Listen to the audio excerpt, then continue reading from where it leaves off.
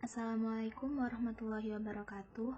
Perkenalkan, nama saya Konita Adila Putri dari kelas 12 Akuntansi dan Keuangan Lembaga 1 SMK Negeri 1 Keraksaan. Di sini saya akan menjelaskan 4 poin penting mengenai materi PAIKD 3.8, yaitu strategi dakwah dalam perkembangan Islam. Poin yang pertama yaitu meyakini kebenaran ketentuan dakwah berdasarkan syariat Islam dalam memajukan perkembangan Islam di Indonesia. Ketentuan dakwah. Dakwah artinya mengajak. Orang yang melaksanakan dakwah disebut dengan dai. Ada 2 cara berdakwah, yaitu dengan lisan dan dengan perbuatan. Ketentuan-ketentuan yang harus diperhatikan dalam berdakwah adalah sebagai berikut. Yang pertama, syarat dai, yaitu Islam, baligh, berakal, dan mendalami ajaran Islam. Yang kedua, etika dalam berdakwah. Dakwah dilaksanakan dengan hikmah, yaitu ucapan yang jelas, tegas, dan sikap yang bijaksana. Selanjutnya, dakwah dilakukan dengan mau'iyatul hasanah atau nasihat yang baik, yaitu cara persuasif atau tanpa kekerasan dan edukatif memberikan pengajaran.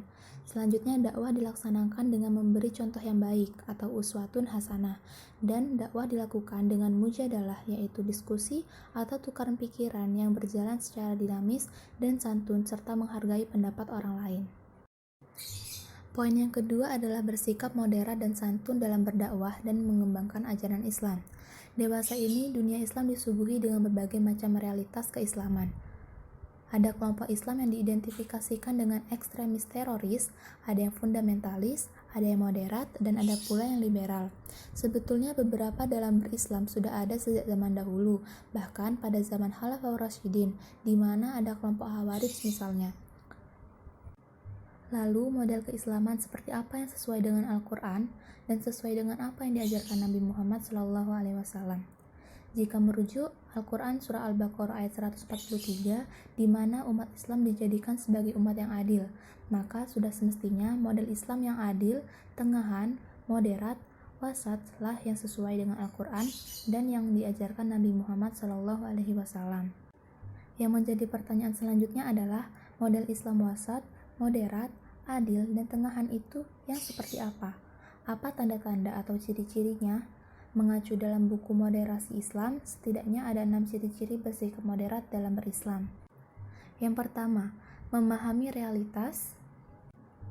Yang kedua, memahami fikih prioritas. Yang ketiga, memberikan kemudahan kepada orang lain dalam beragama. Keempat, memahami teks keagamaan secara komprehensif. Kelima, bersikap toleran. Dan yang keenam, memahami sunatullah dalam penciptaan. Poin yang ketiga, menganalisis dan mengevaluasi strategi dakwah dan perkembangan Islam di Indonesia. Dalam strategi dakwah yang dilakukan untuk menyebarkan agama Islam, ada 2 strategi, yaitu strategi secara sembunyi-sembunyi dan dakwah secara terang-terangan. Dakwah secara sembunyi-sembunyi adalah dakwah yang dilakukan dan hanya diketahui oleh kerabat terdekatnya, seperti sahabatnya, temannya, para pengikutnya, dan yang lain. Saat itu belum terlalu banyak yang mengetahui ajaran dakwahnya.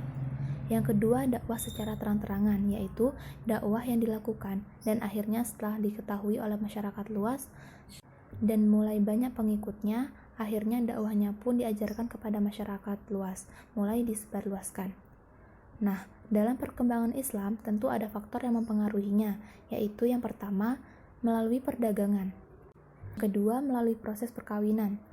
Yang ketiga, melalui ajaran tasawuf. Yang keempat, melalui kegiatan pendidikan.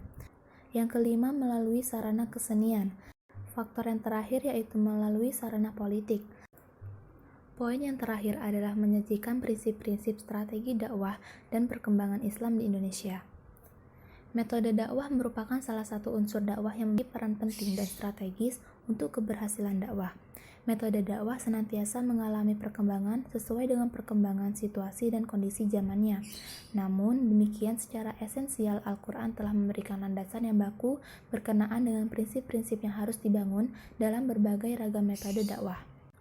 Prinsip ini diantaranya termuat dalam surat An-Nahl ayat 125, yaitu serulah manusia ke jalan Tuhanmu dengan cara hikmah, pelajaran yang baik, dan berdiskusilah dengan mereka dengan cara yang baik pula. Sesungguhnya Tuhanmu dialah yang lebih mengetahui tentang siapa yang tersesat dari jalannya, dan dialah yang lebih mengetahui orang-orang yang mendapat petunjuk. Kemudian teraktualkan dan diperkuat dengan prinsip-prinsip dakwah yang dilakukan oleh Rasulullah SAW. Kesimpulannya yaitu ada 3 prinsip. Yang pertama al-hikmah. Yang kedua adalah al-mau'izah al-hasanah. Dan yang ketiga adalah al-mujadalah al-ahsan.